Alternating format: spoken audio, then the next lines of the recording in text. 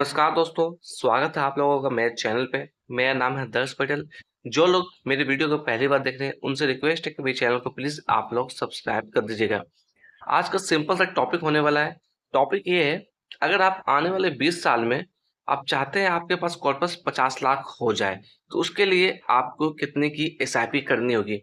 मानकर अभी हम लोग चल रहे हैं, आप आने वाले 20 साल में यानी कि 20 साल के बाद आप अपने बच्चे के लिए, चाह रहे फ्यूचर एजुकेशन के लिए, एक अच्छी एजुकेशन के लिए, या फिर हो सकता है किसी जॉब के लिए या किसी बिजनेस के लिए, बच्चे की शादी उदी के लिए, किसी भी तरीके की फ्यूचर प्लानिंग कर रहे हैं, आपको फ्यूचर में कहीं ना कहीं 50 लाख रुपए की जरूरत है, तो अभी से आपको कहीं ना कहीं सेविंग या एसआईपी कर देनी चाहिए।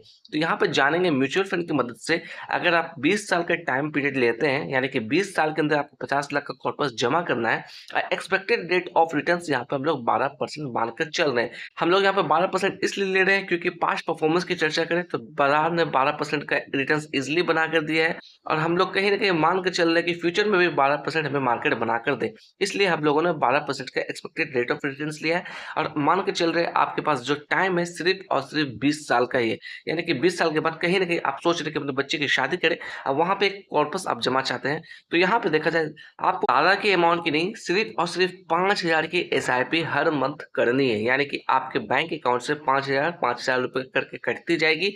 कब तक कटेगी? 20 साल तक कटेगी। इसकी जो वैल्यू हो जाएगी, आपकी इन्वेस्टमेंट अमाउंट तकरीबन 12 लाख रुपए हो जाएगी, और टोटल कॉर्पस जो बन जाएगा वो बन जाएगा 49,95,740 रुपए। तकरीबन 50 लाख के कॉर्पस पे आप पहुंच जाएंगे अगर 5,000 का निवेश हर महीना करते हैं। अब यहाँ पे क्वेश्चन आता है कि किस फंड के अंदर निवेश करें। अगर आप 5,000 के निवेश की प्लानिंग कर रहे हैं तो इस फंड को आपको 3-4 टुकड़ों में डिवाइड कर देना। अगर बात करें तो कम से कम 2,000 रुपए की एसआईपी आप करिए एक स्मॉल कैप फंड के अंदर, एसआईपी करिए फ्लेक्सी कैप फंड के अंदर, आप 1,500 की एसआईपी करिए आप मिड कैप फंड के अंदर। मेरे हिसाब से इस तरह का डिस्ट्रीब्यूशन करके आप चलेंगे तो आप इस गोल पे इजिली पहुंच जाएंगे। अगर पास्ट परफॉर्मेंस की बात करें तो स्मॉल कैप ने तकरीबन तकरीबन 15% का भी रिटर्न्स बना के दिया है, 14% का भी रिटर्न्स बना के दिया है। अगर फ्लेक्सी कैप की बात करें, फ्लेक्सी कैप ने भी इजिली 15 से 17% का रिटर्न्स निकाल के दिया है। अगर यहाँ पे बात करें हम लोग मिड कैप की, तो मिड कैप के अंदर ने 14 से लेकर 18% का रिटर्न्स यहाँ पे इजिली जनरेट करके दिए। तो किसी भी फंड हाउस की स्कीम्स को लेने से पहले उसकी एयूएम साइज को जरूर चेक करिए। अगर जिस भी फंड हाउस का एयूएम साइज काफी बड़ा है, वो फंड कहीं ना कहीं काफी सिक्योर हो जाता है। अगर यहाँ पे हम लोग सोच के थोड़ा देर के लिए चलते हैं, मान लीजिए आपके पास 20 साल का टाइम ना होकर 25 साल का टाइम पीरियड है, बट यहाँ पर जो आपका इन्वेस्टमेंट है वो 5,000 ना होकर थोड़ा इससे कम है, तो फिर आपको कितना वैल्यू मिलेगी। यहाँ पे देखा जाए तो मैंने कुछ नहीं किया, टाइम पीरियड को 20 साल से 5 साल बढ़ा दिया, 25 साल का कर दिया, और जो मेरी इन्वेस्टमेंट अमाउंट थी 5,000 उसे मैंने 3,000 कर दिया है। 2,000 की एसआईपी मेरी कम हो गई है।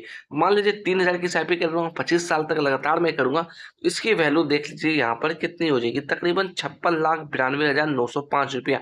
तो ये इस तरीके से भी आप कर सकते हैं, या तो आप 5,000 की एसआईपी कर सकते हैं 20 साल के लिए, या तो 3,000 की एसआईपी कर सकते हैं आप 25 साल के लिए। अगर यहाँ पे चर्चा करो 3,000 की एसआईपी के लिए, तो 3,000 की एसआईपी को भी आप कहीं ना कहीं 2 या 3 टुकड़ों में कर सकते हैं, या तो 1,500 स्मॉल कैप में और 1,500 फ्लेक्सी कैप में, या फिर 1,000 स्मॉल कैप में, 1,000 फ्लेक्सी कैप में और 1,000 मिड कैप में। इस तरह का कहीं ना कहीं डाइवर्सिफिकेशन आपको रखना चाहिए। आपका जो पोर्टफोलियो है पूरी तरीके से बैलेंस रहेगा। बाजार के अंदर तेजी देखने को मिलेगी तो स्मॉल कैप आपको काफी अच्छा रिटर्न्स बना कर देगा। जब बाजार आपका गिरेगा तो आपका जो मिड कैप है और लार्ज कैप है वो आपके पोर्टफोलियो को बचाकर भी रखेगा। तो सेफ एंड सिक्योर कहीं ना कहीं पोर्टफोलियो आपकी बन सकती है।